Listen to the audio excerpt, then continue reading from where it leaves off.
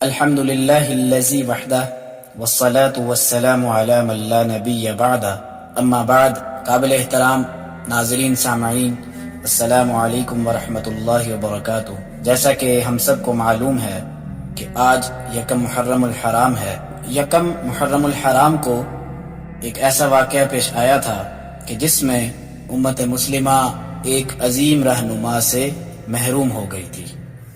کبھی دشمن تھا پھر اسلام کا پہرے دار بنا، عمر آیا تو حق و باطل میں فرق ہو گیا. جس کی ہیبت سے شیطان بھی راستہ بدل لیتا تھا، جس کی ہیبت سے شیطان بھی راستہ بدل لیتا تھا، وہ عمر جو عدل کا مینار بنا. یکم محرم الحرام سن 23 ہجری میں دین اسلام کے دوسرے خلیفہ امیر المؤمنین حضرت عمر فاروق رضی اللہ عنہ کی شہادت کا واقعہ پیش آیا تھا. اسی مناسبت سے آج ہم آپ رضی اللہ عنہ کی عظیم زندگی کے بارے میں جانیں گے کہ آپ رضی اللہ عنہ کی شخصیت کیسی باکمال شخصیت تھی. حضرت عمر بن خطاب رضی اللہ عنہ کا تعلق قریش کے مشہور قبیلہ بنو عدی سے تھا. آپ کا نسب نبی کریم صلی اللہ علیہ وسلم سے 8ویں پشت پر جا کر ملتا ہے. زمانہ جاہلیت میں بھی آپ رضی اللہ عنہ مکہ کے معزز اور بہادر نوجوانوں میں شمار کیے جاتے تھے. علم، خطابت اور گھڑ سواری میں ماہر تھے. اسلام سے پہلے آپ سخت مزاج اور اسلام کے شدید مخالف تھے. آپ ان لوگوں کی تلاش میں رہتے تھے جن لوگوں نے اسلام قبول کر لیا ہوتا تھا، پھر ان لوگوں کو ڈھونڈ کر طرح طرح کی سزا دیا کرتے تھے. ایک واقعہ ملتا ہے کہ آپ کی ایک خادمہ نے اسلام قبول کر لیا تھا. اس کو اتنا مارا کرتے تھے کہ جب تھک جاتے تھے تو کہتے تھے کہ میں ابھی تھوڑا سانس لے لوں، اس کے بعد پھر تمہیں دوبارہ ماروں گا. نبی اکرم صلی اللہ علیہ وسلم نے جب اللہ تعالیٰ سے دعا فرمائی کہ اے اللہ، عمر بن حشام یا عمر بن خطاب میں سے کوئی ایک اسلام کو دے دے، اللہ تعالیٰ نے حضرت عمر بن خطاب رضی اللہ عنہ کو اسلام کے لیے چن لیا. کہ آپ کے قبول اسلام کا واقعہ کچھ اس طرح سے آتا ہے کہ ایک دن جب آپ رضی اللہ عنہ نے یہ عہد کر لیا کہ آج میں نبی اکرم صلی اللہ علیہ وسلم کو قتل کر دوں گا، اس نیت سے آپ رضی اللہ عنہ تلوار ہاتھ میں لیے نکل پڑے کہ راستے میں ایک شخص ملا. اس نے کہا کہ کہاں جا رہے ہو؟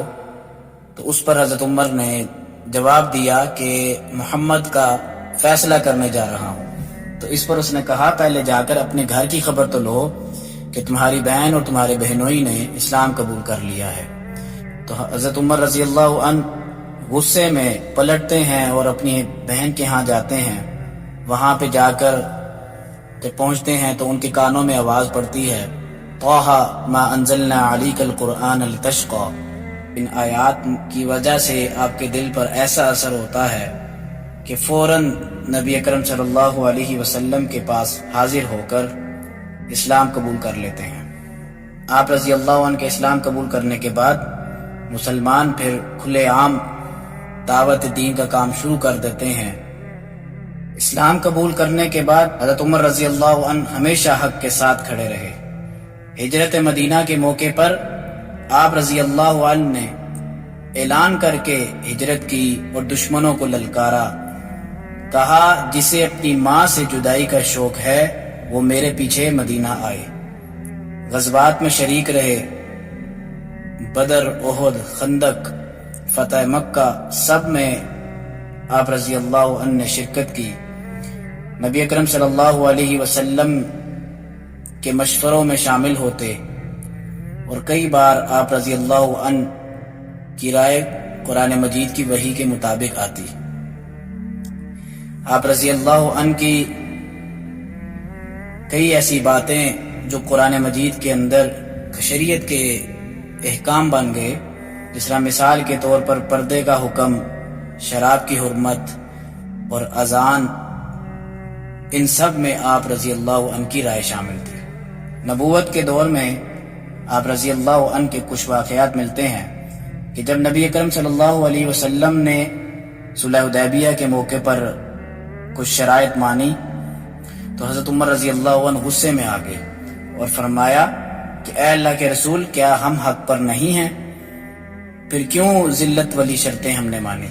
لیکن جب نبی اکرم صلی اللہ علیہ وسلم نے فرمایا میں اللہ کا رسول ہوں اور وہ میرا ساتھ کبھی نہیں چھوڑے گا، تو حضرت عمر رضی اللہ عنہ خاموش ہو گئے، مگر دل میں جوش برقرار رہا، اور پھر بعد میں یہی صلح فتح مکہ کا سبب بنی۔ اسی طرح ایک بار نبی اکرم صلی اللہ علیہ وسلم کے سامنے کچھ عورتیں اونچی آوازیں بات کر رہی تھیں کہ اتنے میں حضرت عمر رضی اللہ عنہ داخل ہوئے تو وہ عورتیں چپ ہو گئیں۔ اور اسی طرح آپ صلی اللہ علیہ وسلم نے ایک موقع پر فرمایا کہ عمر، تمہیں دیکھ کر تو شیطان بھی رستہ بدل لیتا ہے۔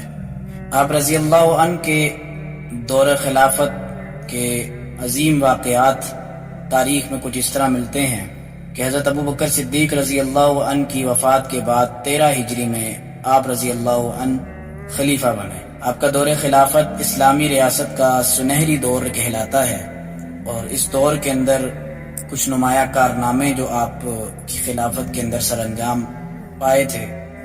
عدالت کا نظام مضبوط کیا، پولیس کا ایک محکمہ بنایا اور سزائیں قائم کی، بیت المال کا نظام بنایا، عوام کی ضروریات پر گہری نظر رکھتے تھے، تعلیمی نظام، راستے، کنویں، مساجد تعمیر کروا کر اصلاح کے کام کیے، اور روزانہ راتوں کو گشت کرتے، غریبوں کے گھروں میں آٹا پانی سب کچھ پہنچاتے۔ آپ رضی اللہ عنہ کی خلافت تقریباً 22 لاکھ مربع میل تک پھیل گئی۔ آپ کی خلافت کے دور کے اندر ایک عظیم واقعہ پیش آیا تھا کہ فلسطین کی فتح عیسائی حکمرانوں نے شرط رکھی کہ صرف خلیفہ خود آئیں تو شہر حوالے کریں گے۔ حضرت عمر رضی اللہ عنہ بنفس نفیس مدینہ سے بیت المقدس پہنچے۔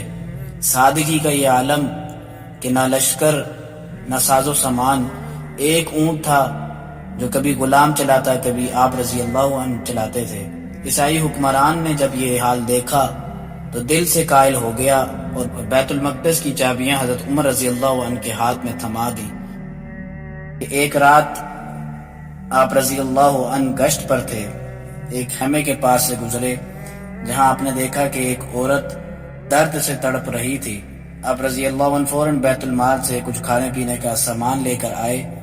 جب خادم نے کہا کہ میں لے جاتا ہوں تو فرمایا قیامت کے دن میرا بوجھ تم نہیں اٹھاؤ گے۔ اسی طرح آپ کے دور کے اندر قحط کا ایک زمانہ آیا تھا۔ قحط کے دنوں میں فرمایا جب تک سب کو گوشت نہ ملے عمر بھی گوشت نہیں کھائے گا۔ اس نتیجے میں آپ رضی اللہ عنہ کا جسم کمزور ہو گیا، چہرہ پیلا پڑ گیا، لیکن عدل سے پیچھے نہ ہٹے۔ آپ رضی اللہ عنہ کی شہادت ایک دردناک انداز میں ہوئی۔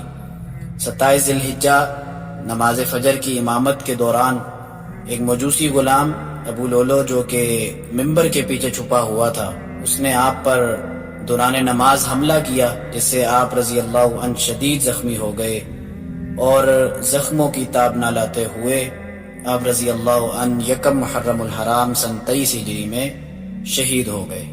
آپ رضی اللہ عنہ نے وصیت کی کہ مجھے نبی اکرم صلی اللہ علیہ وسلم اور حضرت ابو بکر رضی اللہ عنہ کے پاس دفن کیا جائے، اور یہ بھی کہا کہ اس کی اجازت حضرت عائشہ رضی اللہ عنہا سے لی جائے، اگر وہ اجازت دے دیں تو پھر مجھے وہاں پہ دفنا دیا جائے۔ تو حضرت عائشہ رضی اللہ عنہ نے اجازت دے دی، اور یوں آپ رضی اللہ عنہ کو نبی اکرم صلی اللہ علیہ وسلم کے پہلو میں دفنا دیا گیا۔ وہ عمر جس نے عدل کو نئی پہچان دی، وہ عمر جس کی سادگی نے دنیا کو حیران کیا، وہ عمر جو نبی کے پہلو میں آرام کر رہا ہے، جو نبی کے پہلو میں آرام کر رہا ہے۔